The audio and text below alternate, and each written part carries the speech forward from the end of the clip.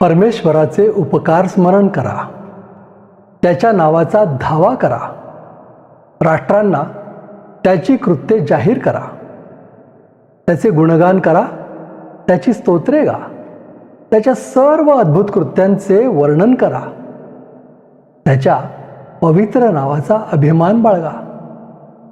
जे परमेश्वरासाठी आतुर झाले आहेत त्यांचे मन हर्षित होवो. परमेश्वर व त्याचे सामर्थ्य यांचा शोध करा.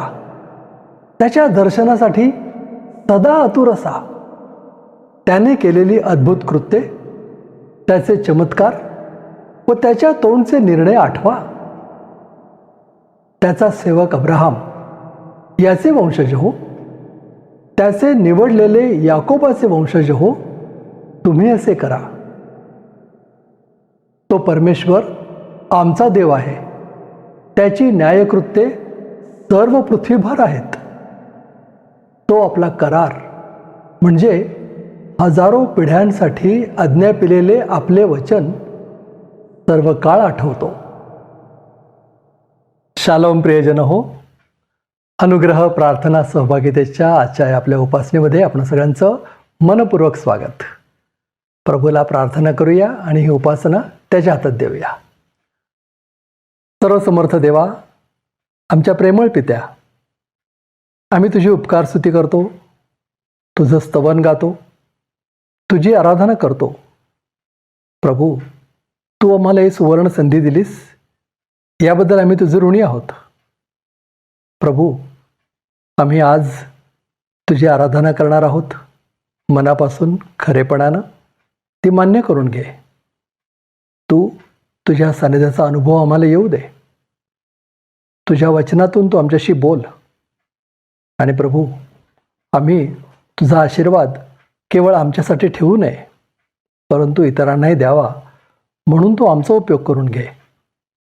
आजची ही आराधना आम्ही तुझ्या स्वाधीन करतो. प्रार्थना येशू आमचा तरणारा त्याच्या नावानं करतो, म्हणून तू ऐक. आमेन. चला तर प्रियजन हो, प्रभूची उपकार स्तुती करूया, गीतं गाऊया. आजचं हे जे पहिलं गीत आहे हे स्तोत्र 121 वर आधारित आहे. तुम्हाला आठवतं ना ते वचन? बघूया, गाणंच ऐकूया, त्यातनं तुम्हाला कळेल.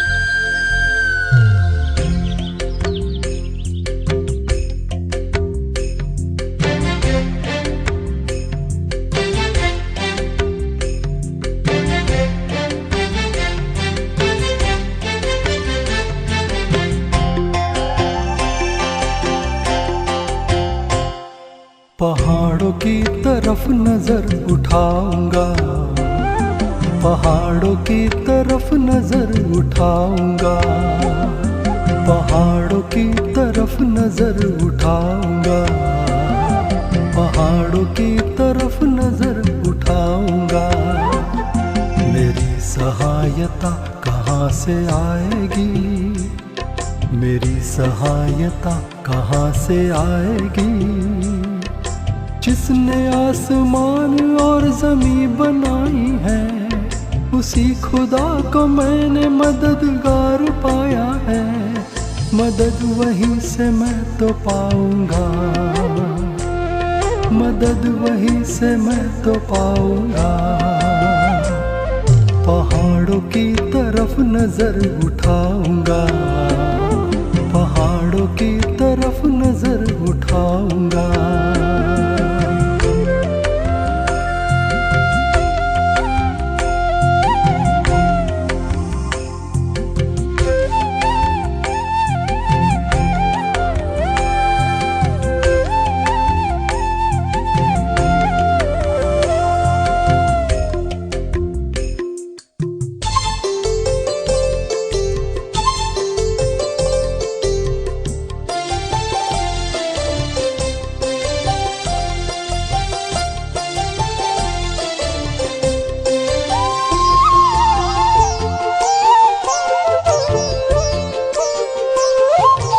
फिसलने न देगा तेरे पाँव को कभी, ऊँघने का नहीं मुहाफिज तेरा कभी।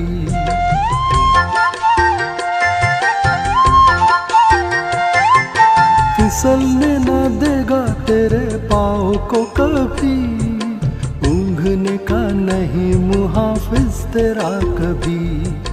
वो कभी न ऊँघेगा, वो कभी न सोएगा। देखो इस्राएल का रक्षक है खुदा, देखो इस्राएल का रक्षक है खुदा। मदद उन्हीं से मैं तो पाऊंगा, मदद उन्हीं से मैं तो पाऊंगा। पहाड़ों की तरफ नजर उठाऊंगा, पहाड़ों की तरफ नजर उठाऊंगा।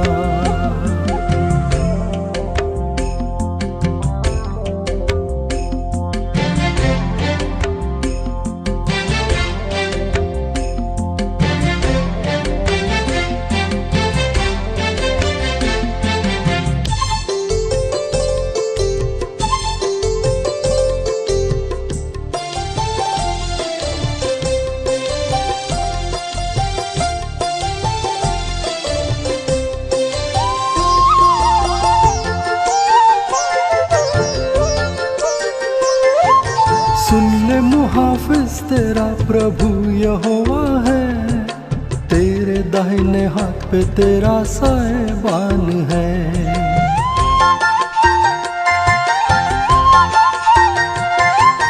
सुन ले मुहाफिज तेरा प्रभु यहोवा है, तेरे दाहिने हाथ पे तेरा साएबान है।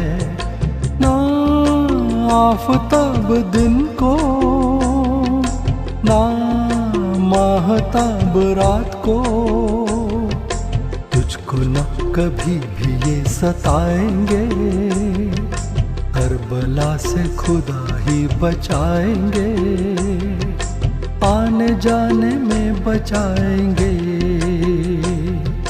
मुझको यकीन है बचाएंगे। पहाड़ों की तरफ नजर उठाऊंगा, पहाड़ों की तरफ नजर उठाऊंगा, पहाड़ों की तरफ नजर उठाऊंगा, पहाड़ों की तरफ नजर उठाऊंगा। मेरी सहायता कहाँ से आएगी, मेरी सहायता कहाँ से आएगी। जिसने आसमान और ज़मीन बनाई है, उसी खुदा को मैंने मददगार पाया है। मदद वहीं से मैं तो पाऊंगा, मदद वहीं से मैं तो पाऊंगा। पहाड़ों की तरफ नजर उठाऊंगा, पहाड़ों की तरफ नजर उठाऊंगा।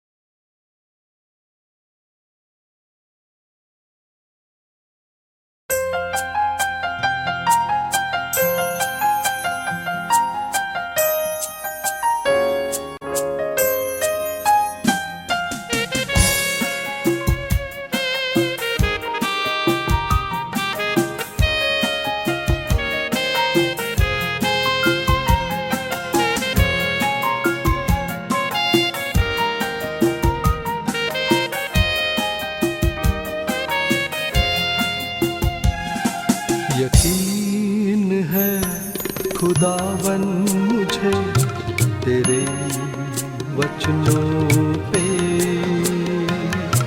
यकीन है खुदावन मुझे तेरे वचनों पे। जहाँ दिखे न राहों कोई बनाएगा तू नए रास्ते। जहाँ दिखे न राहों कोई बनाएगा तू नए रास्ते। भरोसा है यकीनन मुझे यीशु तेरे नाम पे। भरोसा है यकीनन मुझे यीशु तेरे नाम पे।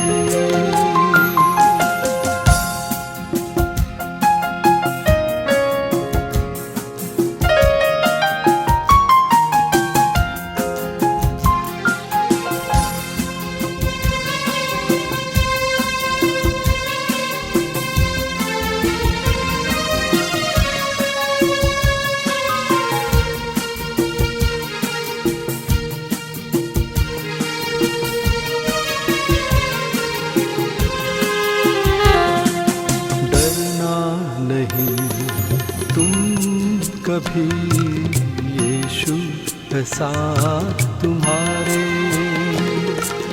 डरना नहीं तुम कभी यीशु है साथ तुम्हारे। चाहे हो मुश्किल जितनी भी राह यीशु है पास तुम्हारे। चाहे हो मुश्किल जितनी भी राह यीशु है पास तुम्हारे। यकीन करो भरोसा रखो यीशु के वचनों पे।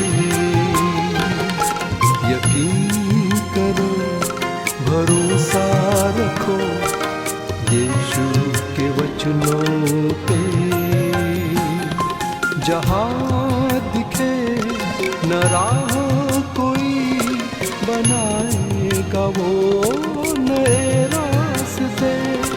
जहाँ दिखे न राह कोई बनाएगा तू नए रास्ते।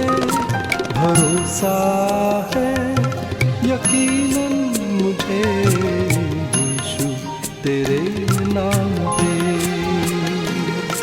भरोसा है यकीनन मुझे यीशु तेरे नाम पे।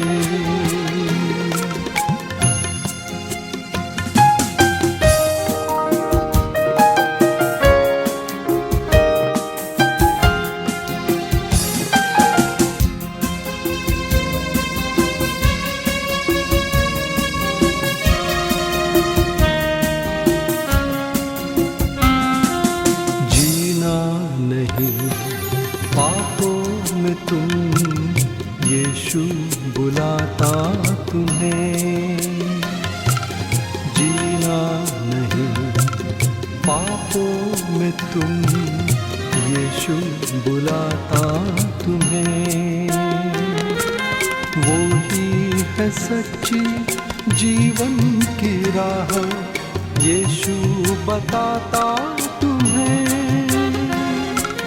वो ही है सच्ची जीवन की राह यीशु बताता तुम्हें। यकीन करो भरोसा रखो यीशु के वचनों पे। यकीन करो भरोसा रखो यीशु के वचनों पे। जहाँ दिखे न राह कोई बनाएगा वो नए रास्ते। जहाँ दिखे न राह कोई बनाएगा तू नए रास्ते।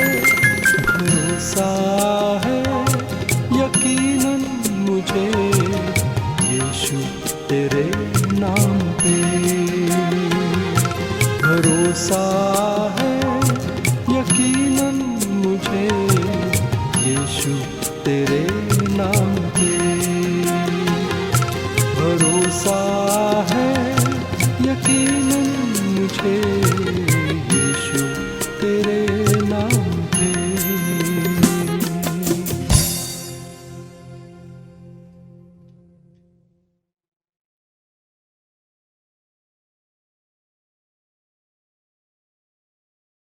प्रियजन हो, या गीतांमधून तुम्हाला आशीर्वाद मिळाला आहे ही आशा आहे. चला देवाचं वचन वाचूया. आज पुण्याहून बंधू श्यामसुंदर शिरसाट प्रभूचं वचन आपल्यासाठी वाचतायत.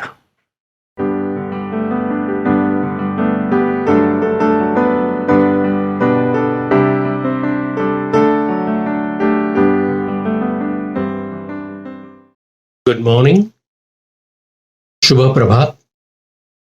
आज या रविवारच्या उपासनेमध्ये जो शास्त्रभाग आहे तो योनाच्या पुस्तकातील पहिल्या अध्यायातील 11 ते 17 ही वचनं. योना पहिला अध्याय 11 ते 17 ही वचनं मी आपल्यासाठी वाचतो. ते त्याला विचारू लागले की समुद्र आमच्यासाठी शांत व्हावा म्हणून आम्ही तुझे काय करावे. समुद्र तर अधिकाधिक खवळत होता. तो त्यांना म्हणाला, मला उचलून समुद्रात फेकून द्या, म्हणजे तुमच्यासाठी समुद्र शांत होईल. कारण माझ्यामुळे हे मोठे वादळ तुमच्यावर उठले आहे, हे मला पक्के ठाऊक आहे. जहाज किनाऱ्याला लावावे म्हणून ती माणसे वल्ली मार मारून थकली, पण त्यांना ते साधेना, कारण समुद्र त्यांच्यावर अधिकाधिक खवळत चालला होता.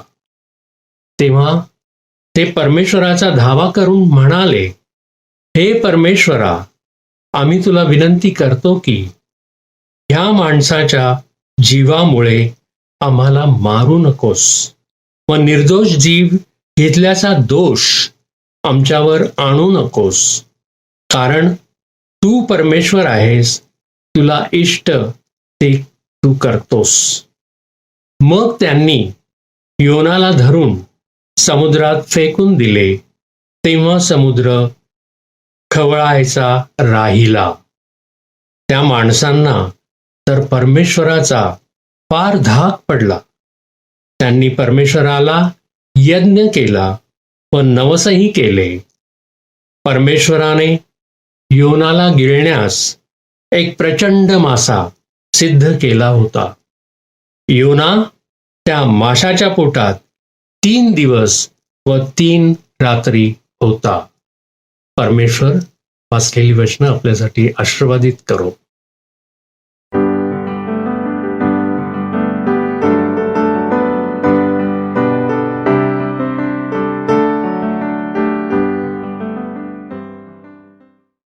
बंधू श्याम, प्रभूचं वचन आमच्यासाठी वाचलत, वेळेत रेकॉर्डिंग करून आम्हाला व्हिडिओ पाठवलात, तुमचे मनपूर्वक आभार.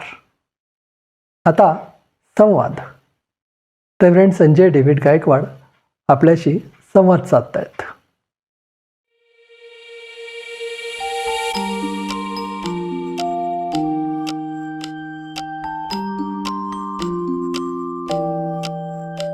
शालोम. कसे आहात आपण सर्व? अनुग्रह प्रेयर फेलोशिपच्या या मराठी भक्तीमध्ये मी आपल्या सर्वांचं मनापासून स्वागत करतो. खूप आनंद होतो तुम्हाला भेटताना. मागच्या आठवड्याची भक्ती आपल्यासाठी आशीर्वादित झाली आहे हा माझा विश्वास आहे. आपल्यापैकी काही जण आपल्या प्रतिक्रिया आम्हाला कळवता, त्यामुळे आम्हाला खूप आनंद वाटतो, उत्तेजन मिळतं. सर्वसाधारणपणे सकारात्मक प्रतिक्रिया असतात, परंतु काही वेळेस अशा काही गोष्टी असतात की त्या सर्वांना आवडतीलच असं नाही. काही गोष्टी लोकांना खटकतात. आणि एका बंधूने हा प्रश्न उपस्थित केला, आपण या आध्यात्मिक व्यासपीठावरून राजकारणाशी बोलायला नको. कारण भारतामध्ये सध्या जी काही परिस्थिती चालू आहे, विशेषतः मागील दिवसांमध्ये कॉकरोच जनता पार्टी यांचं आंदोलन दिल्लीमध्ये चालू होतं, तर त्याविषयी मी बोललो होतो. आणि या बंधूंची अशी इच्छा होती की मी तसं काही बोलायला नको आहे. अर्थात आम्हा सर्वांना व्यक्ती स्वातंत्र्य आहे. माझे काही विचार आहेत, त्यांचे काही विचार आहेत, आपले काही विचार असू शकतात आणि आपण आपले विचार मांडू शकतो. अर्थात हे आमचं चॅनल असल्यामुळं, आमची भक्ती असल्यामुळं मला स्वातंत्र्य आहे. कदाचित ते सर्वांनाच त्या प्रकारचं स्वातंत्र्य नाही आहे. तुम्हाला या ठिकाणी येऊन बोलता येणं शक्य नाही आहे, परंतु आपण आपले विचार नक्कीच मांडू शकता. आणि मी कोणाला असं म्हणणार नाही की तुमचे विचार अयोग्य आहेत. तुम्ही तुमच्या ठिकाणी योग्य असाल, मी माझ्या ठिकाणी योग्य आहे. आणि हा जो विषय आहे, आध्यात्मिक व्यासपीठावर चर्चच्या पुलपिटवरून राजकारणाविषयी बोलता येईल का, हा एक असा विषय आहे की ज्यावर चर्चा व्हायला पाहिजे. दोन्ही बाजूनी चर्चा व्हायला पाहिजे. ज्यांना असं वाटतं व्हायला पाहिजे त्यांनी त्याविषयी सांगावं, ज्यांना असं वाटतं नाही ते अयोग्य आहे त्यांनी सुद्धा आपलं मत मांडावं. आणि आम्ही एकमेकांचे विचार समजून घ्यायला पाहिजे. आणि अर्थात ह्या बंधूला मी सांगितलं, आमचं काही चुकत असेल तर जरूर सांगा आणि आम्हाला सुधारणा करायला हवी. आणि मी आपल्या सर्वांना सांगू इच्छितो की आम्ही काही परफेक्ट नाही, आम्ही परिपूर्ण नाही, आमच्याकडून चुका होतात. आणि आपल्यापैकी जर कुणाला हे लक्षात आलं की एखादी गोष्ट आम्ही अयोग्य प्रकारे करत आहोत तर जरूर आम्हाला सांगा. तसं धैर्य तुम्ही दाखवायलाच हवं. आणि आम्ही योग्य मार्गावर राहण्यासाठी अशा प्रकारे आपल्यापैकी कोणी जर टीका केली किंवा किंवा आमचे दोष आम्हाला दाखवले तर त्यामध्ये अयोग्य काहीच नाही. त्याची गरज आहे खरं म्हणजे, कारण आम्हाला सर्वांना शिकण्याची गरज आहे.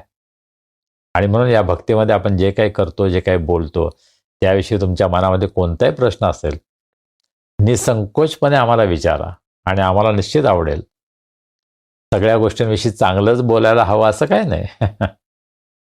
तर या बंधूंचे मी आभार मानतो की त्यांनी हा प्रश्न विचारला. आणि कदाचित या विषयावर आपण चर्चा करण्याची गरज आहे. पुढील काळामध्ये जर आम्हाला संधी मिळाली तर आपण जरूर चर्चा करू. या बंधूंना सुद्धा मी सांगितलं की मला तुमच्याबरोबर तुमच्या घरी येऊन या विषयावर चर्चा करायला आवडेल. तर माझं मन खुलं आहे. मी चर्चेचे दरवाजे कधीच बंद करत नाही. तुमच्या मनामध्ये जे विचार आहेत ते तुम्ही सांगू शकता. मला जे वाटतं योग्य ते मी सांगू शकेन. तुमचं प्रत्येकाचं मत मला पटेलच असं मला सांगता येणार नाही किंवा माझंही मत तुम्हाला पटायलाच हवं याची पण गरज नाही आहे. आपण सर्वजण स्वतंत्र विचार करतो आणि विचार व्यक्त करण्यासाठी आपण लोकशाही देशामध्ये राहतो. आपले विचार आपण निश्चितच मांडू शकतो. मागच्या रविवारच्या भक्तीमध्ये सिस्टर वैशाली मोरे आणि त्यांच्या मुलगी शेरिल आणि शर्ली यांनी अतिशय सुंदर गाणी गायली. मला स्वतःला खूप आवडली, खूप आशीर्वाद मिळाला आणि अनेकांनी आपल्या प्रतिक्रिया दिल्या आहेत. गेल्या आठवड्यामध्ये रेव्हरंड डेव्हिड आगमकर यांच्या घरी मी गेलो होतो. त्यांनी सुद्धा मला सांगितलं की आम्ही तुमची भक्ती पाहिली आणि मला खूप बरं वाटलं. मिसेस आगमकर फार सुंदर गाणं गातात. आपल्या भक्तीमध्ये त्यांची गाणी आपण ऐकली आहेत. फार सुंदर आवाज देवानं त्यांना दिला आहे आणि मी त्यांना विनंती केली की अजून गाणे गा, आम्हाला तुमची गाणी हवी आहेत. सिस्टर वैशाली मोरे आणि त्यांच्या मुली शर्ली आणि शेरिल जे लंडनमध्ये असतात, त्यांनी स्तुती आराधनेमध्ये आमचं पुढारी पण केलं. अतिशय सुंदर गाणी त्यांनी गायली. त्याबद्दल आपल्या सर्वांच्या वतीनं मी त्यांचे आभार मानतो. पवित्र शास्त्राचं वाचन आपल्यासाठी सिस्टर सुप्रिया कुलकर्णी यांनी केलं. त्यांचेही आम्ही आभार मानतो. आम्ही पावसासाठी प्रार्थना करत होतो आणि देवानं पाऊस दिलेला आहे, त्याबद्दल आपण देवाचे आभार मानूया. परंतु अनेक ठिकाणं पावसामुळं लोकांना खूप त्रास झालेला आहे, पूर आलेले आहेत. विशेषतः जे गरीब आहेत, ज्यांच्या झोपड्या आहेत, त्यांच्या घरामध्ये पाणी शिरल्यामुळं त्यांना प्रचंड त्रासाला सामोरं जावं लागतं. अशा सर्व लोकांसाठी आपण प्रार्थना करूया की जे त्रासामध्ये आहेत, दुःखामध्ये आहेत, पिडलेले आहेत, गांजलेले आहेत. प्रभूनं त्यांची भेट घ्यावी, त्यांच्या सर्व समस्या दूर कराव्यात, यासाठी आपण प्रार्थना करूया. इराण आणि अमेरिका यांच्यामधील संघर्ष अद्यापही चालू आहे आणि त्याचे परिणाम आम्हा सर्वांना भोगावं लागत आहेत. हे युद्ध थांबावं यासाठी आपण प्रार्थना करण्याची गरज आहे. महाराष्ट्रामध्ये एक नवीन कायदा सरकार आणत आहे आणि सर्व ख्रिस्ती मंडळ्या, ख्रिस्ती संस्था यांच्या ज्या मालमत्ता आहेत त्याची तपासणी होणार आहे. आमच्याजवळ जे काही कागदपत्र आहेत त्यावरून त्याचे मालक खरोखर आम्हीच आहोत का, याविषयी सरकार चौकशी करत आहे. आणि त्यामध्ये जर त्यांना कोणत्याही प्रकारची अनियमितता सापडली तर ख्रिस्ती संस्थांची आणि मंडळांची जागा, मालमत्ता कदाचित सरकार घेणार आहे. आणि अतिशय गंभीर गोष्ट आहे. आपल्या अनेक संस्था, अनेक मंडळ्या या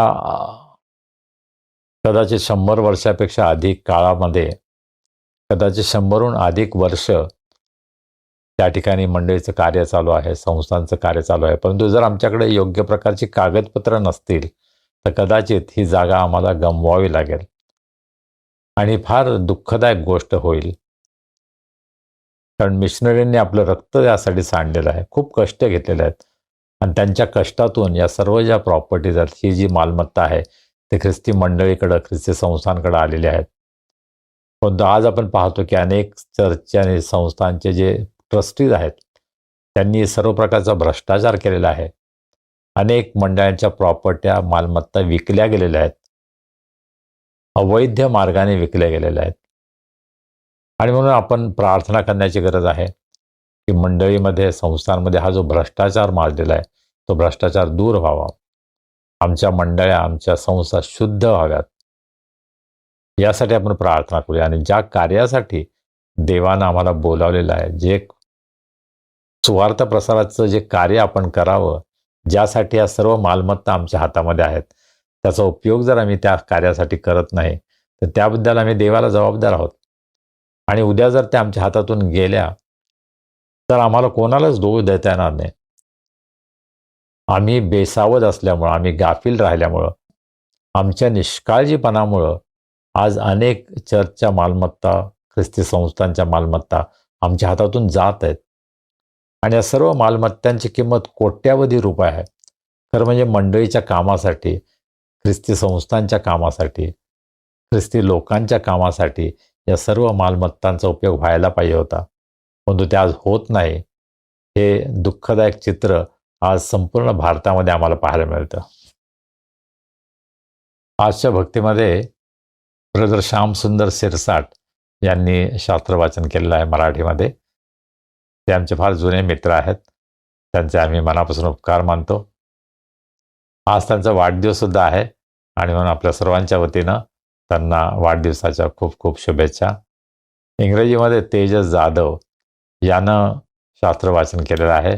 आज त्याचाही वाढदिवस आहे. तेजसला आम्हा सर्वांच्या वतीनं वाढदिवसाच्या हार्दिक शुभेच्छा.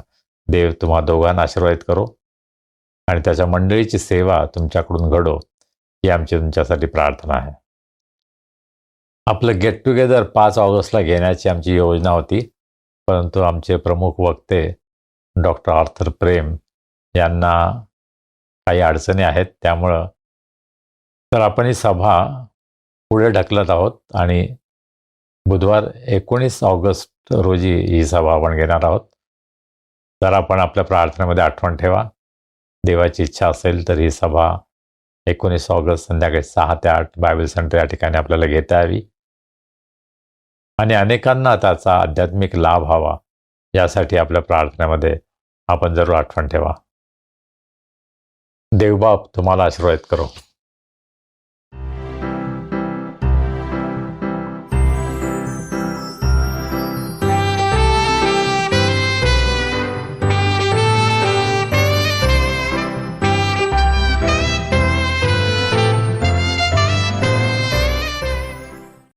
प्रियजन हो, आजपासून येणाऱ्या शनिवारपर्यंत म्हणजे ह्या आठवड्यात अनेक वाढदिवस आहेत. वेळेअभावी मी त्यांच्या सगळ्यांसाठी व्हिडिओ करू शकलो नाही, कारण सगळ्यांचेच फोटो अवेलेबल नव्हते. परंतु आपण सगळ्यांसाठी आठवणीनं प्रार्थना करूया, त्यांना वाढदिवसाच्या शुभेच्छा देऊया. आज म्हणजे 2 तारखेला बंधू वीरेन राजपूत तसंच सॅमसन मॅन्युअल यांचा वाढदिवस आहे. सॅमसन मॅन्युअल तुम्हाला आठवत असतील, माझ्याबरोबर गीतामध्ये गिटारचं अकंपनीमेंट करतात. त्यांची मुलगी शर्ली पियानो वाजवते. उद्या म्हणजे सोमवारी 3 तारखेला डॉक्टर जयंत जाधव यांचा वाढदिवस आहे. ते आपल्या उपासनेमध्ये अधूनमधून सुंदर भजनं आणि गाणी सादर करतात. त्यांचं स्वतःचं चॅनल आहे, त्याच्यामध्ये त्यांची बरीच गाणी तुम्हाला ऐकायला मिळतील. रेव्हरंड भालचंद शेजुळे त्यांचाही वाढदिवस उद्या म्हणजे सोमवारी 3 तारखेला आहे. 4 तारखेला लूक गायकवाड, मंगळवारी आमच्या मुलाचा वाढदिवस आहे. रेव्हरंड प्रताप कुलकर्णी यांचा वाढदिवस बुधवारी 5 तारखेला आहे. पद्मिनी थॉमस आमची भाची, तिचा वाढदिवस 7 तारखेला शुक्रवारी आहे. बंधू प्रणय पंडित यांचाही वाढदिवस शुक्रवारी 7 तारखेला आहे. आणि पास्टर संजय थूल यांचाही वाढदिवस 7 तारखेला शुक्रवारी आहे. माझे सगळ्यात थोरले मेहुणे अरुण अब्राहम यांचा वाढदिवस शनिवारी 8 तारखेला आहे. माझी मामे बहीण स्मिता लोंढे हिचाही वाढदिवस शनिवारी 8 तारखेला आहे. आणि आमचे परमप्रिय मित्र मिरजेचे बेंजामिन उरुणकर यांचाही वाढदिवस 8 तारखेला शनिवारी आहे. या सर्व प्रियजनांना वाढदिवसाच्या हार्दिक शुभेच्छा.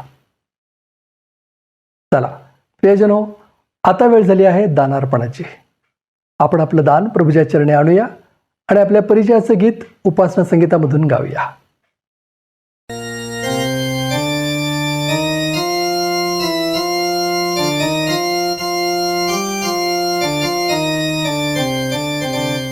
आज आपण उपासना संगीतामधून 1 नंबरचं गीत गाऊया, ईशस्तवन.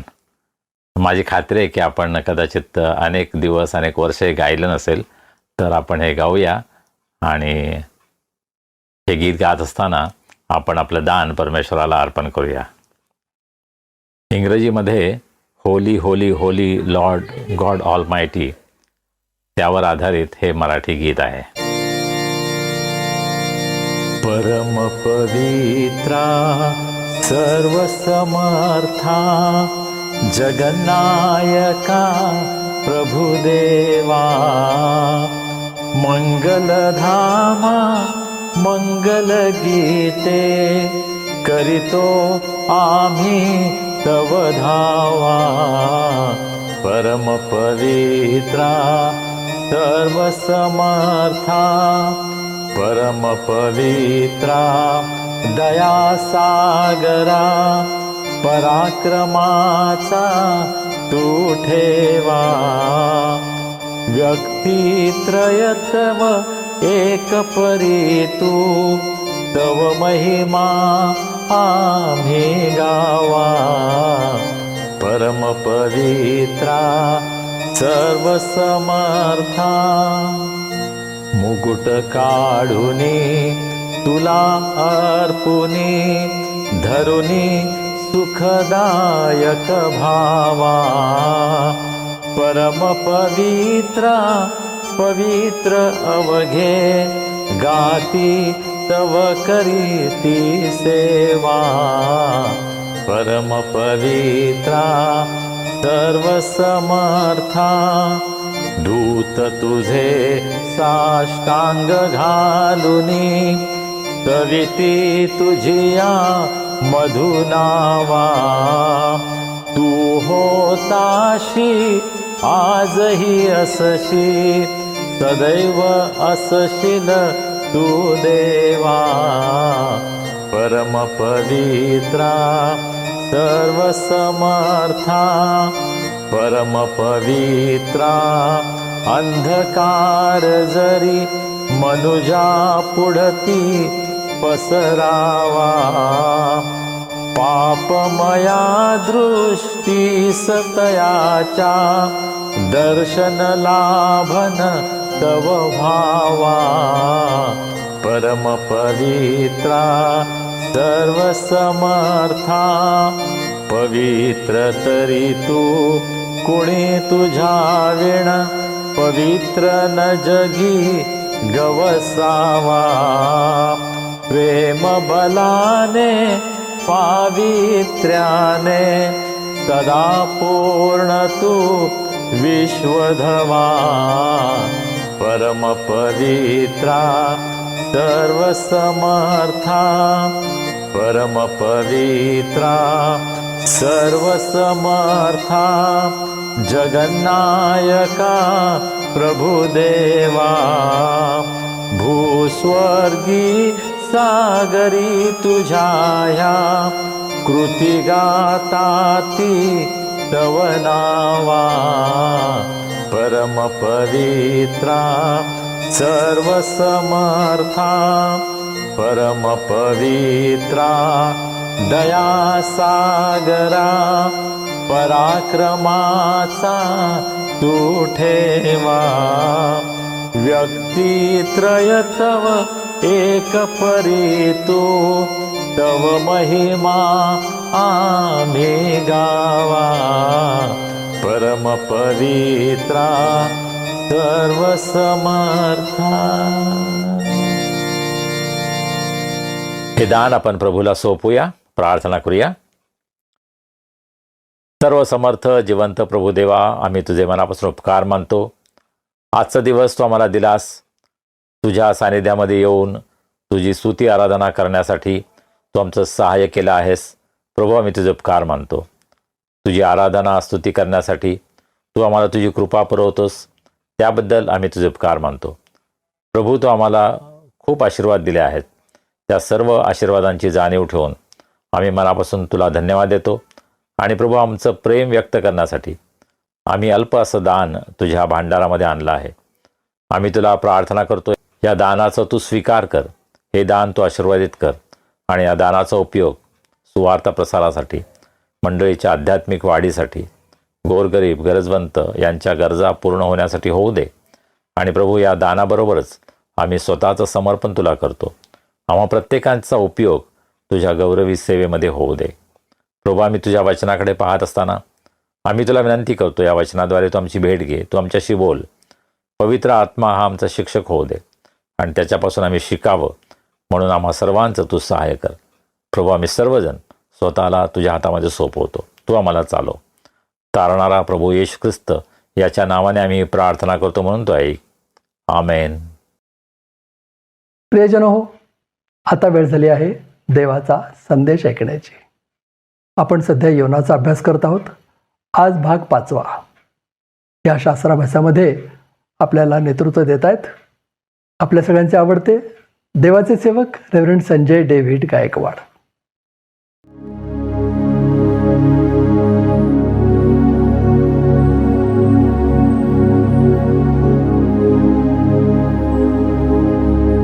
योना संदेष्टाच्या पुस्तकाचा आपला अभ्यास आपण पुढे चालू ठेवूया.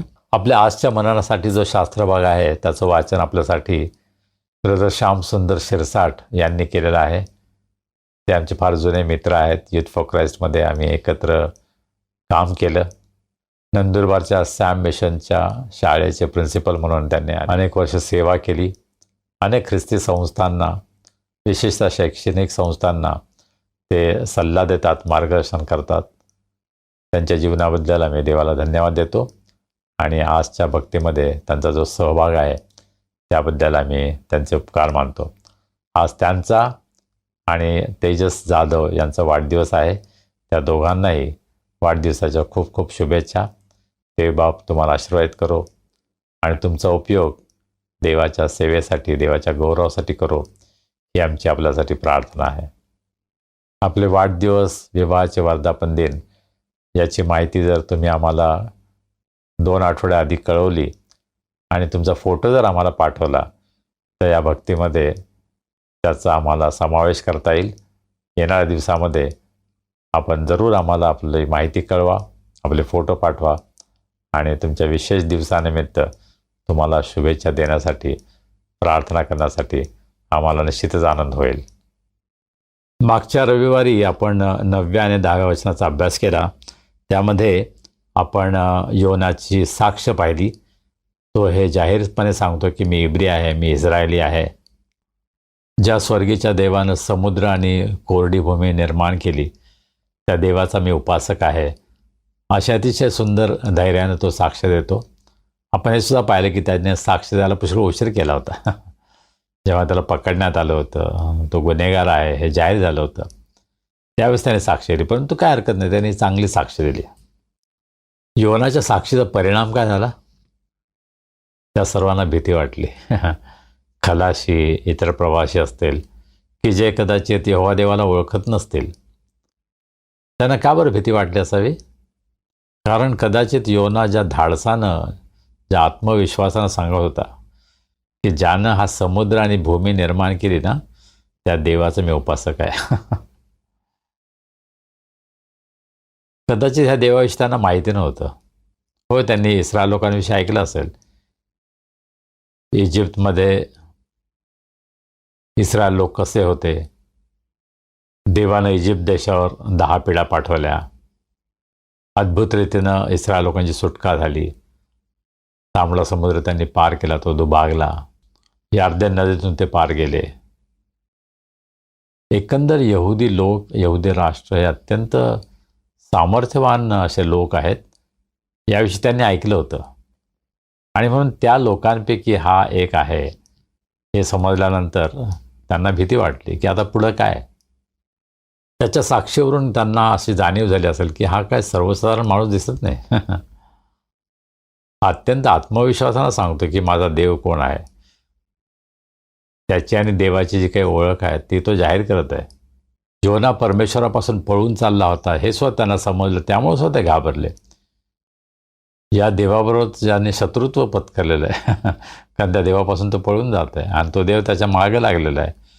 समुद्रामध्ये जे वादळ झालं ते त्याच्यामुळंच, कारण हा देवापासून पळून चालला आहे.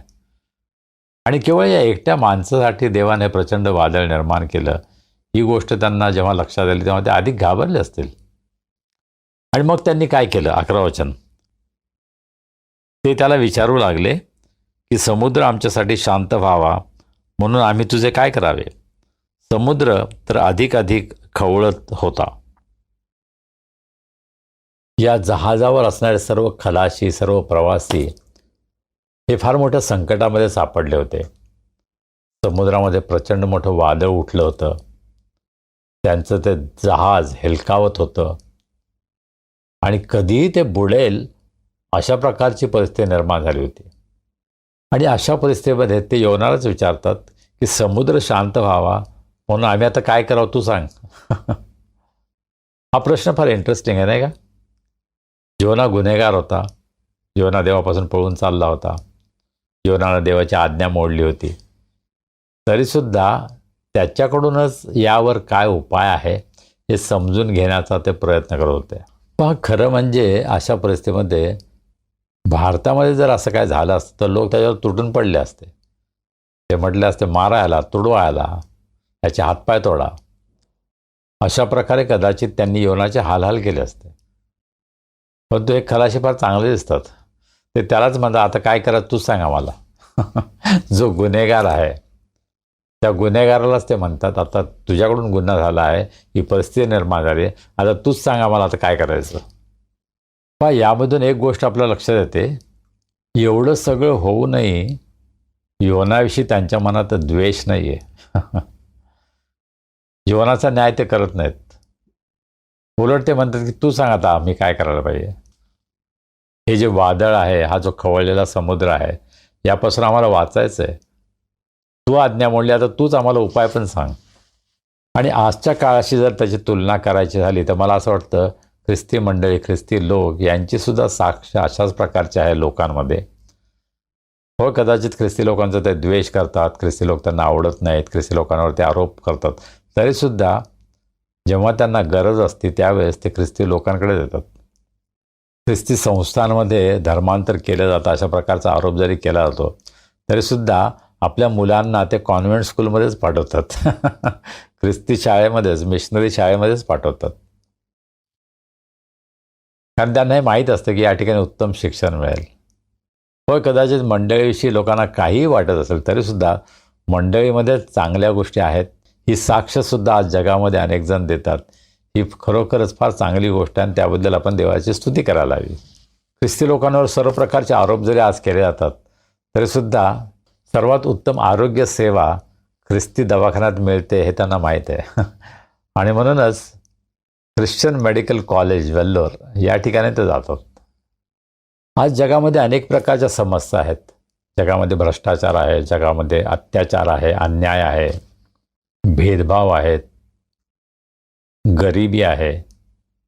अशा अनेक समस्या आमच्या आजूबाजूला दिसतात. तरीसुद्धा कदाचित आपल्यापैकी अनेकांचा अनुभव आहे की त्या समस्येवर उपाय शोधण्यासाठी पुष्कळजण आमच्याकडे येतात. आम्हाला ते विचारतात की आम्ही काय करायला पाहिजे. तुम्ही सांगा या बाबतीमध्ये आपण काय करायला हवं. आणि मला असं वाटतं की ख्रिस्ती मंडळीचं, ख्रिस्ती लोकांचं हे राष्ट्र उभारणीमध्ये फार सुंदर योगदान आहे. आमच्यावर काही आरोप झाले तरीसुद्धा शिक्षणाच्या बाबतीमध्ये, आरोग्य सेवेच्या बाबतीमध्ये आणि इतर अनेक सेवाभावी संस्थांच्याद्वारे जे काही काम भारतामध्ये चालू आहे, त्यामुळं सर्वात उत्तम सेवा जर कोणामध्ये मिळत असेल तर ख्रिस्ती लोकांमध्ये मिळते. ही फार सुंदर साक्ष आज समाजामध्ये लोकांमध्ये आहे. त्याबद्दल आपण देवाची स्तुती करायला हवी. मदर तेरेसांवर त्यांच्या हयातीमध्ये त्यानंतरही अनेक प्रकारचे भयंकर अशा प्रकारचे आरोप त्यांच्यावर करण्यात आले. तरीसुद्धा त्यांचं जे कार्य आहे ते आज तळपत आहे जणू काय, नाही का. त्यांच्या कार्याविषयी लोकांना आदर आहे. मदर तेरेसांनी संपूर्ण जगानं ज्यांना कदाचित तिरस्कृत केलेलं आहे अशा लोकांना जवळ केलं, त्यांना सन्मानाने वागवलं, त्यांची शुश्रूषा केली, त्यांची काळजी घेतली आणि ख्रिस्ताचं प्रेम, देवाचं प्रेम त्यांच्यासाठी प्रगट केलं. अशा अनेक साक्षी आपल्याला माहिती आहे की भारतामध्ये आपल्याला पाहायला मिळतात. पुण्याजवळ केडगावमध्ये पंडिता रमाबाई मुक्ती मिशन यांचं कार्य आहे. त्यांच्यावरही आजपर्यंत अनेकदा आरोप झालेले आहेत, त्यांना त्रास देण्याचा प्रयत्न करण्यात आलेला आहे. परंतु आजही ती संस्था अतिशय कणखरपणे उभी आहे आणि ख्रिस्ताच्या प्रीतीची साक्ष आज जगाला देत आहे. ख्रिस्ती मंडळीचं चित्र काय आहे? हो, ख्रिस्ती मंडळीमध्ये अनेक समस्या आहेत, अनेक चुकीच्या गोष्टी होत आहेत. परंतु तरीही ख्रिस्ती मंडळीमध्ये देवावरचा विश्वास, देवाचं सामर्थ्य, आरोग्यदानाची सेवा अशा अनेक गोष्टी आहेत की ज्या मंडळीमधून लोकांना प्राप्त होत आहेत आणि अनेक जणं ख्रिस्ती मंडळीकडे आकर्षित होत आहेत. तुम्ही सांगा आम्हाला काय याच्यावर उपाय आहे, असा प्रश्न जणू काही अनेक जण विचारत आहेत. आणि प्रभूची स्तुती असो की आमच्याकडे फार चांगलं उत्तर आहे, नाही का, की प्रभू येशू ख्रिस्त सर्व समस्यांवरचं उत्तर आहे. तो आमच्या सर्व समस्या सोडवू शकतो. तो आम्हाला पापांपासून मुक्त करू शकतो. तो आम्हाला नवीन जीवन देतो.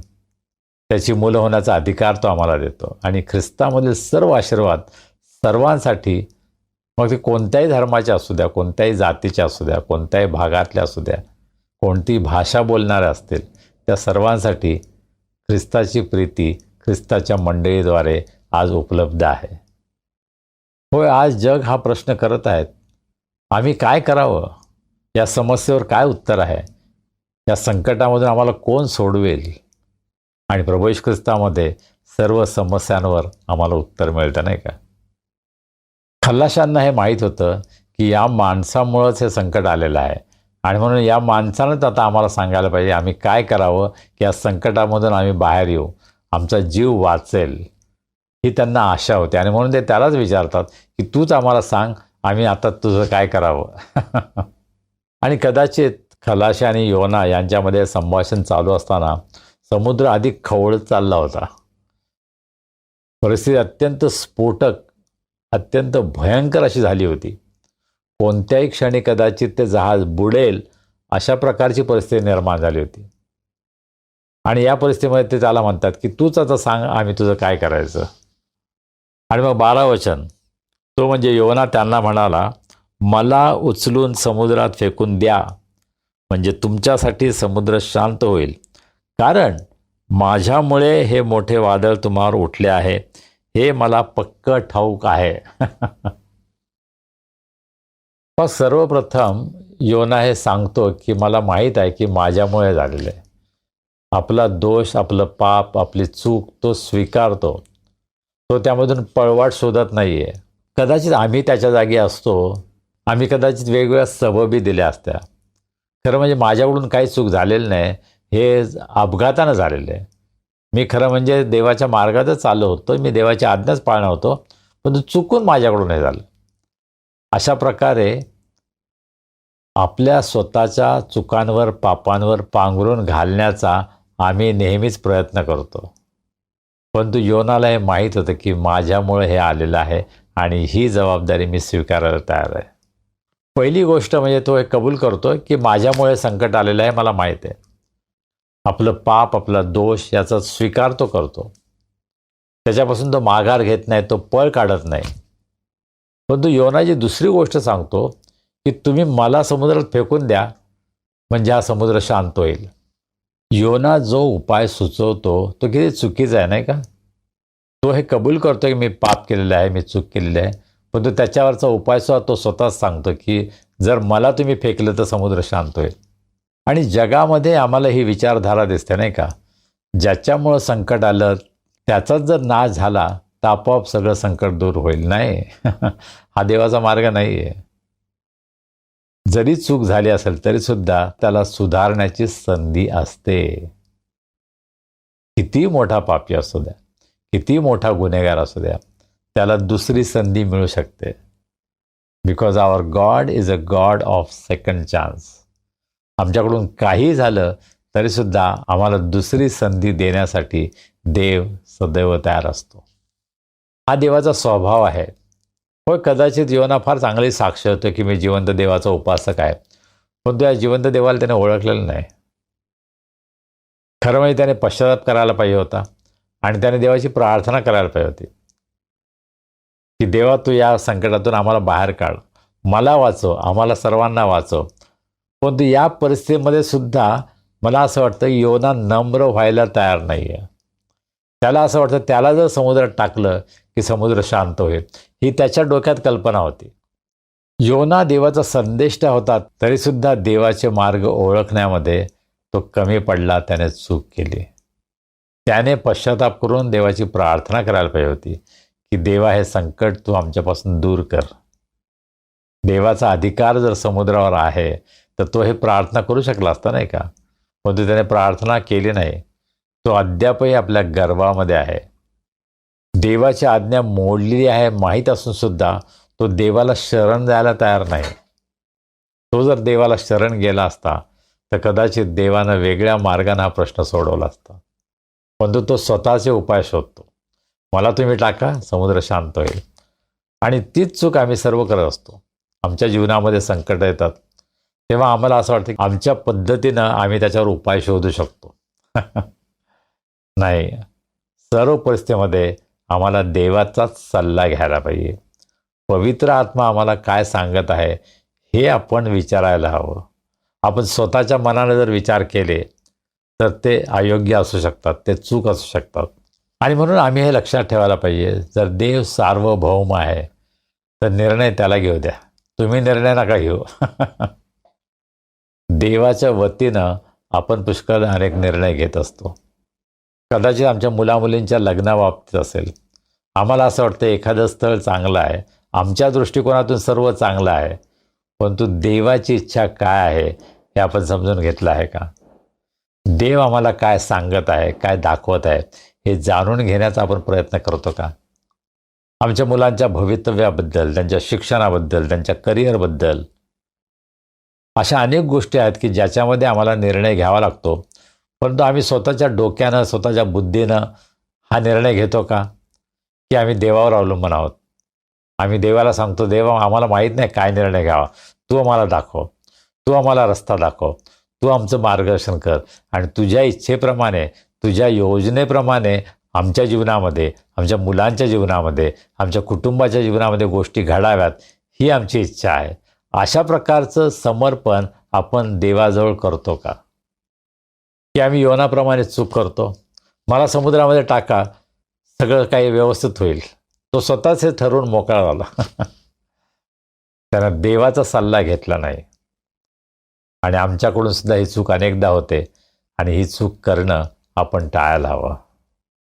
पवित्र शास्त्र आम्हाला हे सांगतं, कारण माझ्यामुळे हे मोठे वादळ तुम्हावर उठले आहे हे मला पक्क ठाऊक आहे. पहा त्याची शब्दरचना पहा. माझ्यामुळं हे वादळ तुमच्यावर उठलं आहे, मला हे पक्क ठाऊक आहे. योनालाही खात्री होती की हे वादळ का उठलेलं आहे. परंतु त्यामध्ये त्याची शब्दरचना मला फार इंटरेस्टिंग वाटते. माझ्यामुळं वादळ उठलं आहे मला माहीत आहे, परंतु तुमच्यासाठी हे वादळ आहे.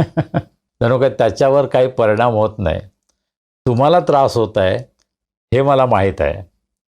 एकंदर या परिस्थितीचं जे काही ॲनालिसिस आहे, जे काही त्या परिस्थितीचं परीक्षण तो करत आहे, त्याच्यामध्ये तो काही चुका ज्या करत आहे, पहिली गोष्ट तो म्हणतो की मला समुद्रात टाका म्हणजे समुद्र शांत होईल. त्याला कोणी अधिकार दिला आहे सांगायचा? हो, देवानं त्या प्रकारे केलं, परंतु तो स्वतःला जणू काही देवाच्या जागी समजवता. मला टाका, माझा बळी द्या आणि त्यामुळं प्रश्न सुटतील, अशा प्रकारचा खोटा आत्मविश्वास योनामध्ये होता. आणि तो हे सुद्धा म्हणतो की तुमच्यासाठी हे वादळ आहे, जणू काही मला काही फरक पडत नाही. आम्ही ज्या जगामध्ये राहतो त्यामध्ये आमच्या आज्ञाभंगामुळं सर्वांनाच त्रास होतो. आपल्याला स्वतःला होतो, मंडळीला होतो, समाजाला होतो. आणि आज मला असं वाटतं ख्रिस्ती मंडळीसमोर हे फार मोठं आव्हान आहे की जे काही चुकीचं घडत आहे त्यासाठी जबाबदार कोण आहे? आम्ही पुष्कळ दुसऱ्यांकडे बोट दाखवतो, त्याच्यामुळे हे झालं, तिच्यामुळे ते झालं, परंतु माझं काय? मी सुद्धा जबाबदार आहे याची आपल्याला जाणीव होते का? त्याची कबुली आपण देतो का? योना म्हणतो मला पक्क ठाऊक आहे. त्याच्यावर इतकं स्ट्रॉंग ते कन्व्हिक्शन आलं होतं. पापासंबंधीची खात्री इतकी जबरदस्त त्याच्या जीवनामध्ये आली होती की त्याला माहीत होतं की हे जे काही घडत आहे त्याला मी जबाबदार आहे. आणि या सर्व गोष्टींची जबाबदारी घेण्यासाठी तो तयार आहे. तो त्यापासून पळ काढत नाही. फक्त तो जो काही उपाय सुचवतो आहे तो आपला मानवी बुद्धीने सुचवत आहे. तो परमेश्वराची मदत घेत नाही. आत्ताही तो आपल्या गर्वामध्येच आहे. तुम्ही माझं काही पण करा, पण मी काही देवाची आज्ञा पाळणार नाही. जर त्याने पश्चाताप केला असता आणि देवाला तो असं म्हटलं असता, देवा माझ्याकडून चूक झाली, मी तू जे सांगतो ते करायला तयार आहे, तू मला निनवेला जायला सांगितलेलं मी जायला तयार आहे, असं जर तो म्हटलं असतं कदाचित ते वादळ थांबलं असतं. देव त्याच्याकडून अपेक्षा करत होता की त्याने पश्चाताप करावा आणि आपल्या आज्ञेचं पालन करावं. त्याने ते केलं नाही आणि त्यामुळं त्याला एका भयंकर अनुभवातून जावं लागलं, ज्याविषयी आपण पुढच्या वेळेस विचार करूया. तुमचे काही विचार असतील तर ते आम्हाला जरूर कळवा. एका बंधूनं मला कळवलं, मी काही गोष्टी बोललो त्या खटकल्या त्यांना आणि मला खूप आनंद वाटला की त्यांनी हे मला सांगितलं. त्यांनी आपल्या मनातच ठेवलं नाही, म्हणून त्यांनी मला सांगितलं. कदाचित त्यांचे विचार मला पटणार नाहीत, माझे विचार त्यांना पटणार नाहीत, परंतु आम्ही एकमेकांचं ऐकून घ्यायला पाहिजे, नाही का? धार्मिक व्यासपीठावरून मी राजकीय गोष्टी बोलू नयेत असा त्यांनी मला सल्ला दिला आणि त्यांच्या दृष्टीने ही गोष्ट योग्य असेल. मला असं वाटतं की आम्ही सर्व ठिकाणी समाजामध्ये ज्या गोष्टी घडत आहेत त्याविषयी बोलायला हवं. मंडळीमध्ये, चर्चमध्ये, समाजाचा आपण एक भाग आहोत. आज समाजामध्ये आपल्या आसपास काय घडत आहे त्याच्याविषयी आपण चर्चा करायला हवी.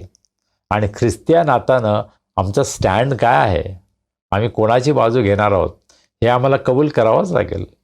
आणि त्यासाठी मला असं वाटतं की देवाचा सेवक म्हणून आमच्यावरही जबाबदारी आहे की मंडळीला तयार करणं. आज भारतामध्ये, संपूर्ण जगामध्ये जी काही परिस्थिती आहे, अनेक ठिकाणी लोकांवर अन्याय होत आहे. त्या अन्यायाविरुद्ध आम्हाला आवाज उठवावाच लागेल, आम्हाला बोलावंच लागेल. मग कदाचित आमचे विचार सर्वांना पटणार नाहीत, परंतु आम्हाला ते स्वातंत्र्य आहे की आम्ही आपले विचार मांडू शकतो. आणि मला खूप आनंद वाटतो की या बंधूनं आपले विचार मला सांगितले. आपल्यापैकी जर कुणाला असं वाटत असेल की काही गोष्टी चुकीच्या आहेत, काही गोष्टी मी ज्या बोलतो मी बोलायला नको, तर जरूर आम्हाला कळवा.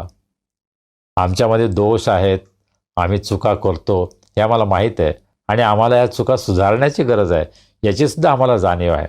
आणि तुम्ही जर आम्हाला आमच्या चुका दाखवून दिल्या तर मला निश्चितच आनंद वाटेल.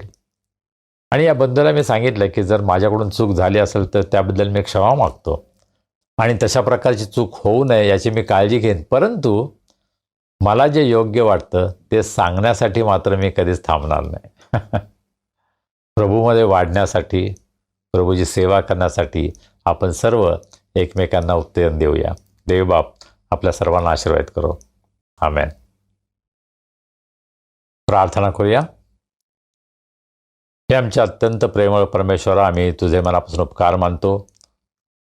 आज तुझ्या सानिध्यामध्ये तुझी स्तुती आराधना करण्यासाठी तू आमचं सहाय्य केलंस. तुझ्या वचनाद्वारे तू आमच्याशी बोललास, आम्हाला बोध केलास, त्याबद्दल आम्ही तुझे उपकार मानतो.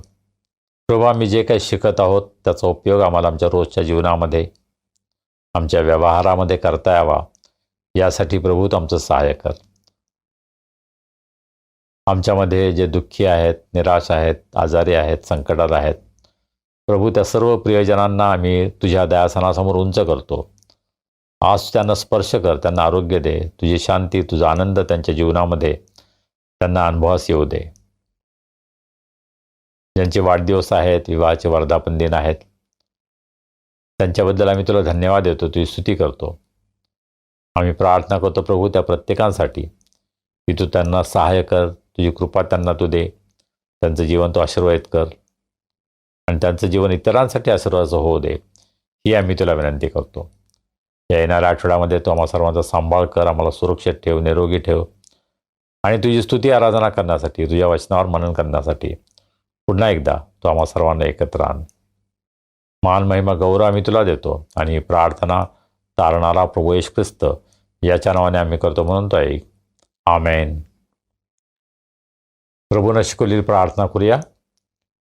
हे आमच्या स्वर्गातील बापा, तुझे नाम पवित्र मानले जाओ, तुझे राज्य येवो, जसे स्वर्गात तसे पृथ्वीवरही तुझ्या इच्छेप्रमाणे हो.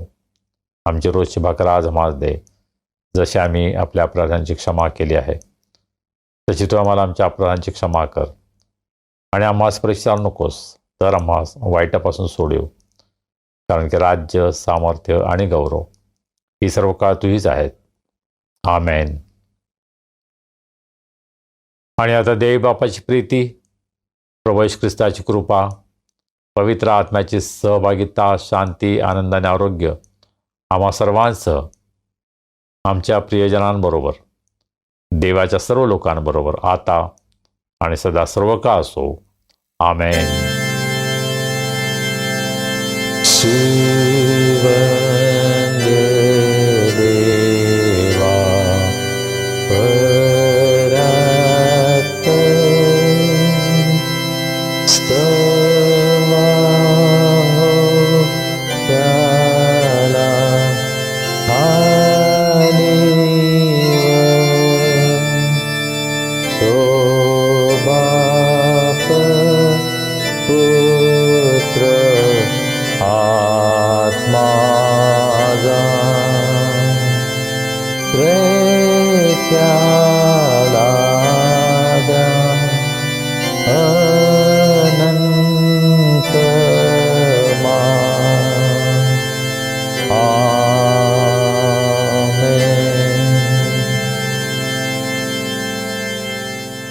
शालोम.